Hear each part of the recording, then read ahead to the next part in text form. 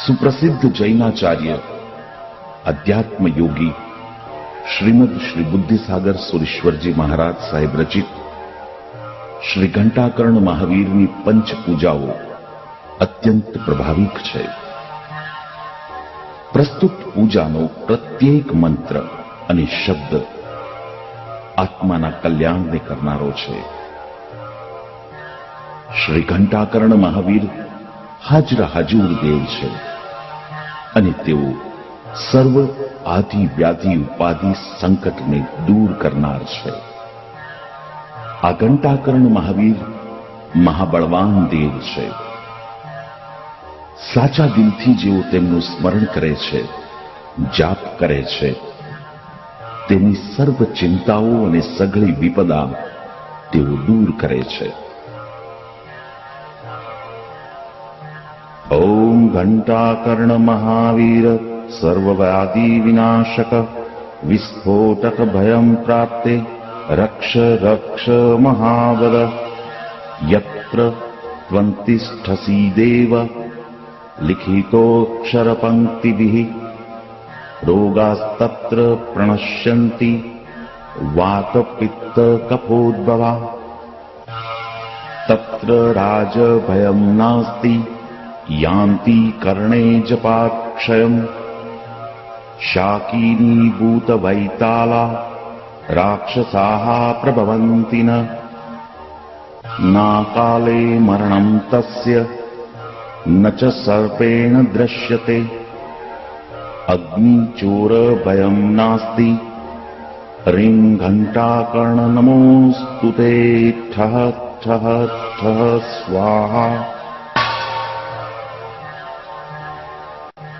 ओम घंटाकर्ण महावीर सर्वव्याधि विनाशक विस्फोटक भयं प्राप्ते रक्ष रक्ष महाबल यत्र त्वंतिष्ठसि देव लिखितोक्षर पंक्तिभिः रोगास्तत्र प्रणश्यन्ति वात पित्त कफोद्भवा तत्र राज भयं नास्ति यान्ति कर्णे जपाक्षयम् शाकीनीभूत वैताला राक्षसाः प्रभवन्ति न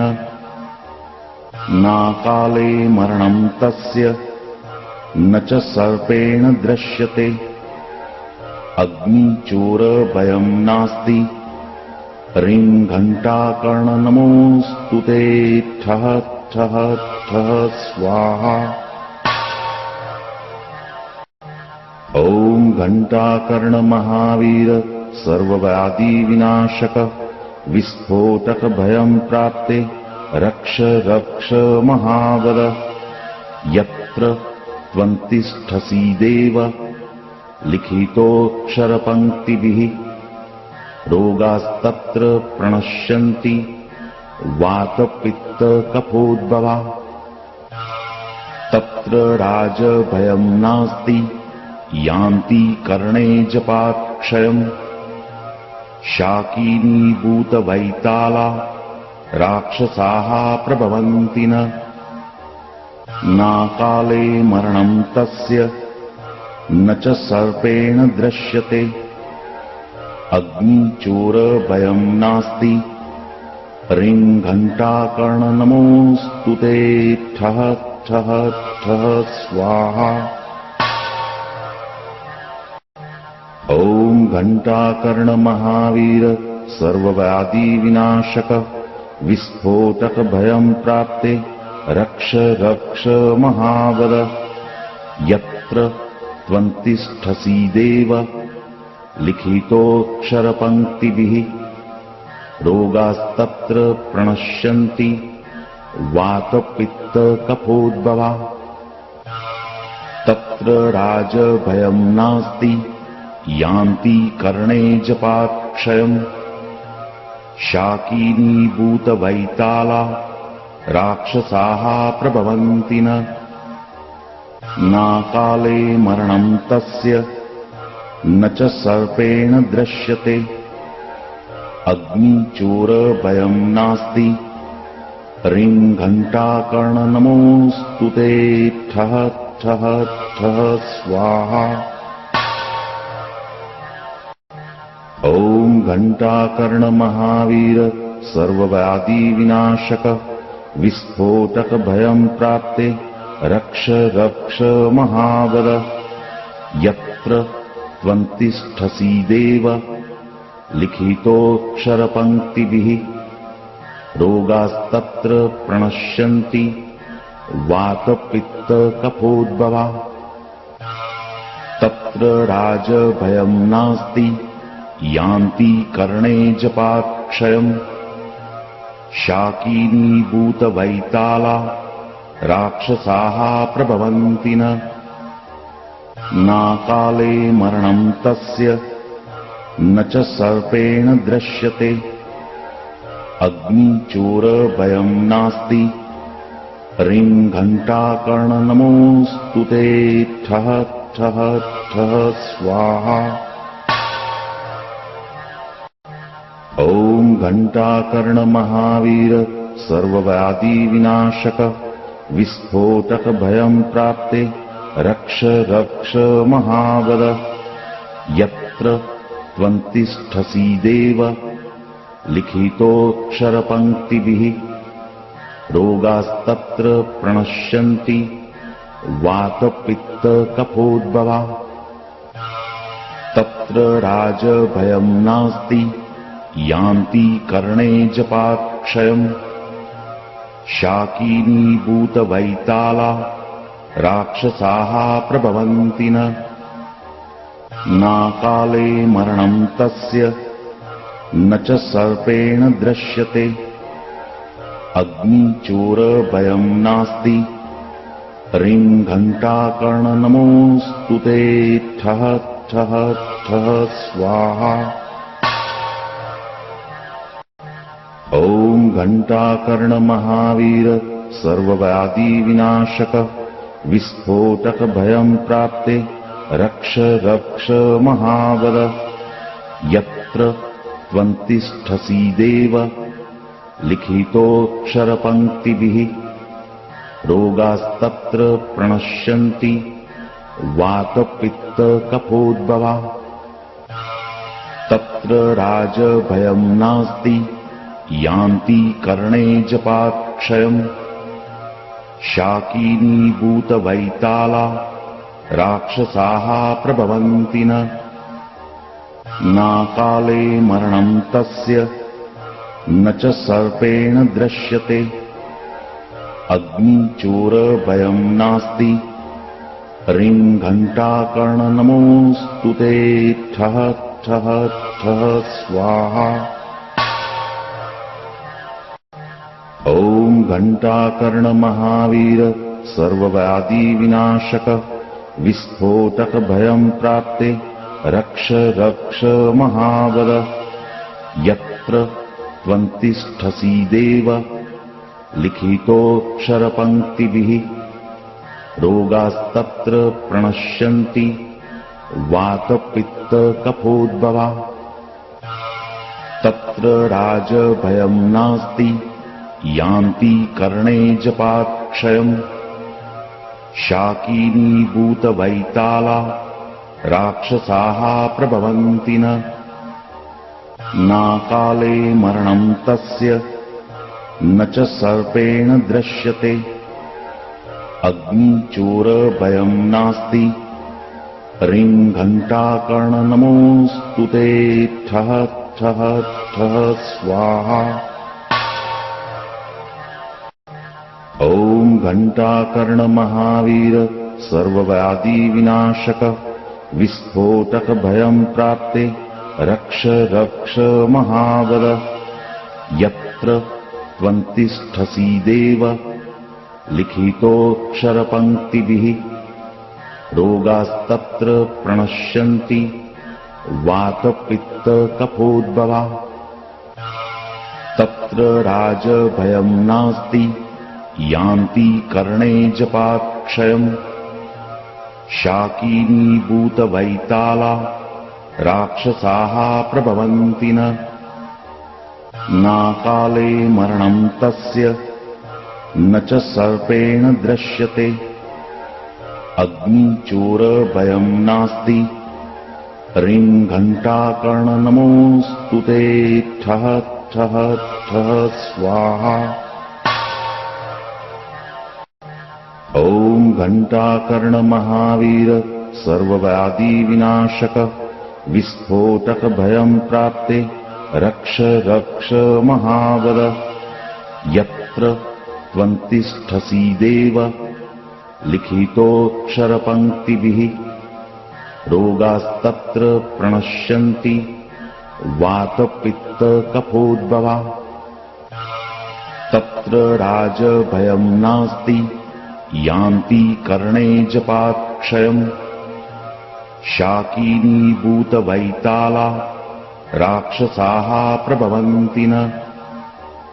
नाकाले मरणं तस्य न च सर्पेण दृश्यते। अग्निचोरभयं नास्ति। ह्रीं घण्टाकर्णनमोऽस्तु ते। ठः ठः ठः स्वाहा। ॐ घण्टाकर्ण महावीर सर्वव्याधि विनाशक विस्फोटक भयं प्राप्ते रक्ष रक्ष महाबल। यत्र त्वन्तिष्ठसि देव लिखितोऽक्षरपङ्क्तिभिः रोगास्तत्र प्रणश्यन्ति वातपित्तकफोद्भवा। तत्र राजभयं नास्ति। यान्ति कर्णे जपात् क्षयम्। शाकिनीभूतवैताला राक्षसाः प्रभवन्ति न। नाकाले मरणं तस्य न च सर्पेण दृश्यते। अग्निचोरभयं नास्ति। ह्रीं घण्टाकर्णनमोऽस्तु ते। ठः ठः ठः स्वाहा। ॐ घण्टाकर्ण महावीर सर्वव्याधि विनाशक विस्फोटक भयं प्राप्ते रक्ष रक्ष महाबल। यत्र त्वन्तिष्ठसि देव लिखितोऽक्षरपङ्क्तिभिः रोगास्तत्र प्रणश्यन्ति वातपित्तकफोद्भवा।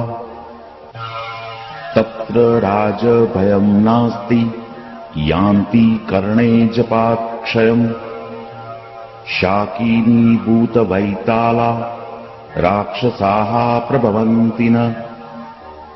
नाकाले मरणं तस्य न च सर्पेण दृश्यते। अग्निचोरभयं नास्ति। ह्रीं घण्टाकर्णनमोऽस्तु ते। ठः ठः ठः स्वाहा। ॐ घण्टाकर्ण महावीर सर्वव्याधि विनाशक विस्फोटक भयं प्राप्ते रक्ष रक्ष महाबल। यत्र त्वन्तिष्ठसि देव लिखितोऽक्षरपङ्क्तिभिः रोगास्तत्र प्रणश्यन्ति वातपित्तकफोद्भवा। तत्र राजभयं नास्ति। यान्ति कर्णे जपात् क्षयम्। शाकिनीभूतवैताला राक्षसाः प्रभवन्ति न। नाकाले मरणं तस्य न च सर्पेण दृश्यते। अग्निचोरभयं नास्ति। ह्रीं घण्टाकर्णनमोऽस्तु ते। ठः ठः ठः स्वाहा। ॐ घण्टाकर्ण महावीर सर्वव्याधि विनाशक विस्फोटक भयं प्राप्ते रक्ष रक्ष महाबल।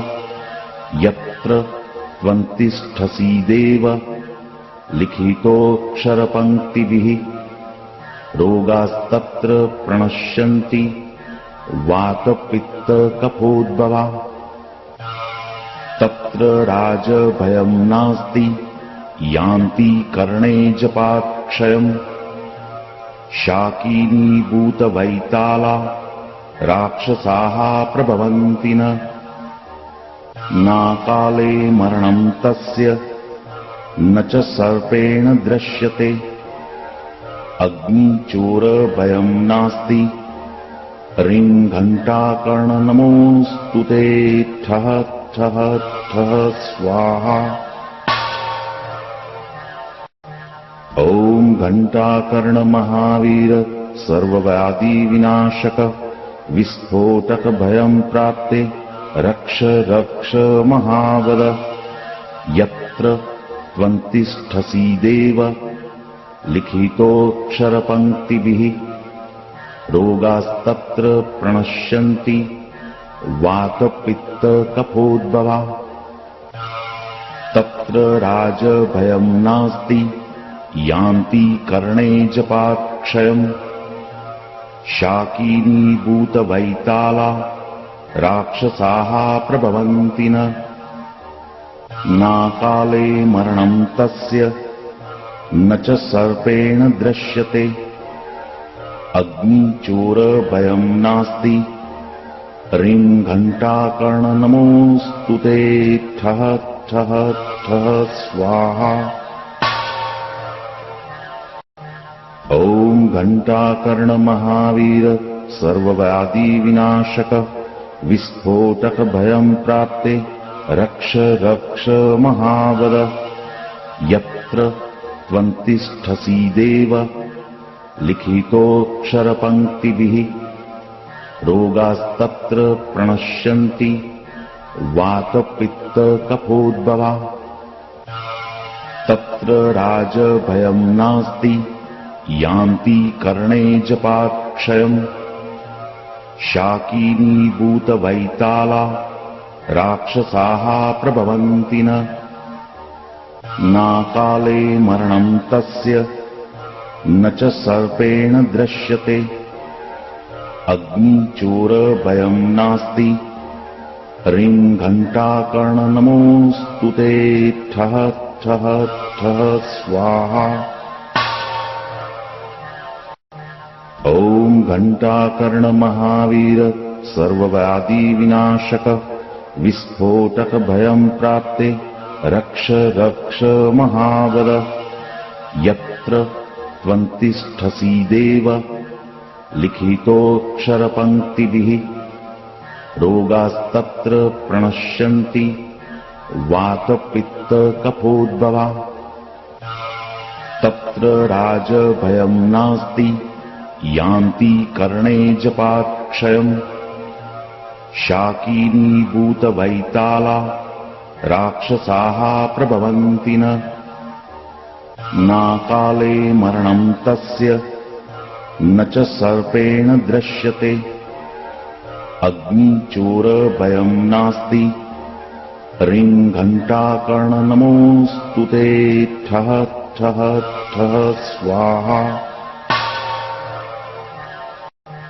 ॐ घण्टाकर्ण महावीर सर्वव्याधि विनाशक विस्फोटक भयं प्राप्ते रक्ष रक्ष महावद यत्र त्वन्तिष्ठसि देव लिखितोऽक्षरपङ्क्तिभिः रोगास्तत्र प्रणश्यन्ति वातपित्तकफोद्भवा तत्र राजभयं नास्ति यान्ति कर्णे जपाक्षयम् शाकिनीभूतवैताला राक्षसाः प्रभवन्ति नाकाले मरणं तस्य न च सर्पेण दृश्यते अग्निचोरभयं नास्ति ह्रीं घण्टाकर्णनमोऽस्तु ते ठः ठः ठः स्वाहा।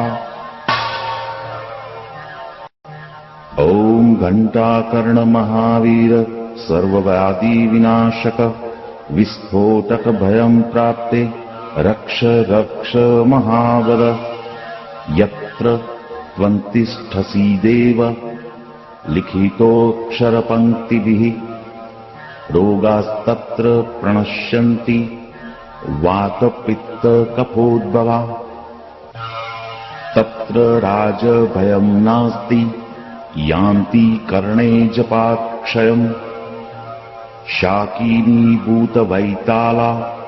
राक्षसाः प्रभवन्ति न नाकाले मरणं तस्य न च सर्पेण दृश्यते अग्निचोरभयं नास्ति रिङ्घण्टाकर्णनमोऽस्तु ते ठः ठः ठः स्वाहा। ॐ घण्टाकर्ण महावीर सर्वव्याधि विनाशक विस्फोटक भयं प्राप्ते रक्ष रक्ष महावद यत्र त्वन्तिष्ठसि देव लिखितोऽक्षरपङ्क्तिभिः रोगास्तत्र प्रणश्यन्ति वातपित्तकफोद्भवा तत्र राजभयं नास्ति यान्ति कर्णे जपाक्षयम् शाकीनीभूतवैताला राक्षसाः प्रभवन्ति न नाकाले मरणं तस्य न च सर्पेण दृश्यते अग्निचोरभयं नास्ति रिङ्घण्टाकर्णनमोऽस्तु ते ठः ठः ठः स्वाहा।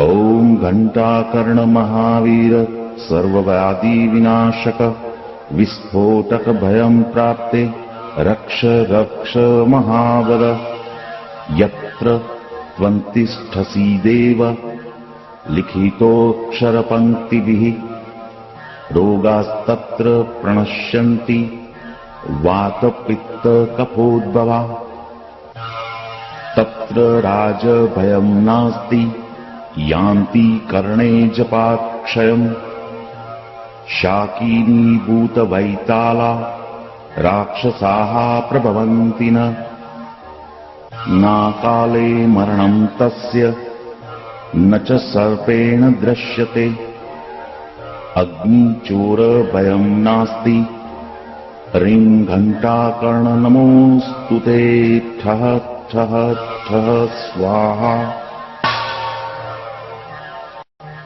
ॐ घण्टाकर्ण महावीर सर्वव्याधि विनाशक विस्फोटक भयं प्राप्ते रक्ष रक्ष महावद यत्र त्वन्तिष्ठसि देव लिखितोऽक्षरपङ्क्तिभिः रोगास्तत्र प्रणश्यन्ति वातपित्तकफोद्भवा तत्र राजभयं नास्ति यान्ति कर्णे जपाक्षयम्